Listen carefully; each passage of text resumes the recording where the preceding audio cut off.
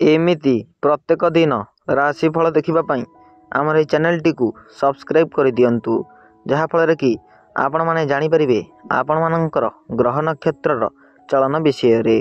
नमस्कार प्रिय दर्शक बंधु, आज आम जाना सिंह राशि व्यक्तिशेष मानकर जीवन में किपरि यह सेप्टेम्बर मासरे जीवन टी कटिबाकू जाउछि एवं आपण जीवन में कौन सब बड़ परिवर्तन आसवाक जाउछि।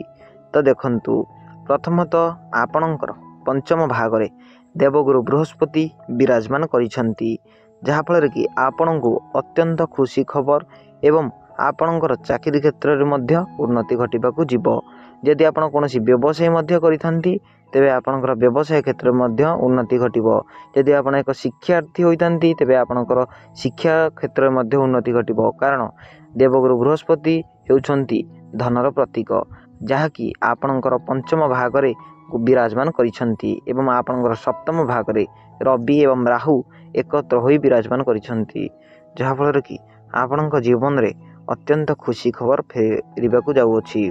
एही सेप्टेम्बर मासटी आपणक जीवन में अत्यंत खुशी खबर आनिबाकू जाउछि। आपण कोनोसी पैतृक संपत्ति मध्य प्राप्त करि पारंती, आपण कोनोसी जमी मध्य क्रय करि पारंती, आपण कोनोसी गृह मध्य निर्माण करि पारंती, कारण सिंह राशि व्यक्तिशेष माने समस्तଙ୍କ ठारू राजा होइथांती एवं सिंह राशि व्यक्तिशेष मानक पई एही सेप्टेम्बर मासटी बहुत शुभमय अटे। एवं एही सेप्टेम्बर मासर 15 तारिख रे देवगुरु बृहस्पति आपणकर पंचम भाग रु सप्तम भाग को विराजमान करिवे। जेतेबेले आपणकर सप्तम भाग को विराजमान करिवे तेबे आपणकर जीवन रे आहुरी मध्य चलन घटिबो, आहुरी मध्य बड़ परिवर्तन घटिबो। आपणकर चाकरी प्रमोशन होई पारे एवं आपण कोनोसी नूतन मध्य जानवाहन क्रय करि पारंती एवं आपण कोनोसी स्वास्थ्य जनित कोनोसी बड़ कर्मचारी रे मध्य रही पारंती, कोनोसी गवर्नमेंट चाकरी रे मध्य रही पारंती एवं आपणकर नवम भागरे शनि एवं केतु एकत्र होई रहिछंती, जहाँ फल कि आपण को किछि तो कुस्वप्न, आपण को कौनसी दुस्वप्न आसीपारे, आपण को कौनसी लज्जाजनक स्वप्न आसीपारे, आपणकर कौनसी मिथ्याजनक स्वप्न आसीपारे, आपणकर कौनसी हानिकारक मध्य होई पारे। तेणु एथिप्रति मध्य आपण ध्यान रखिबे।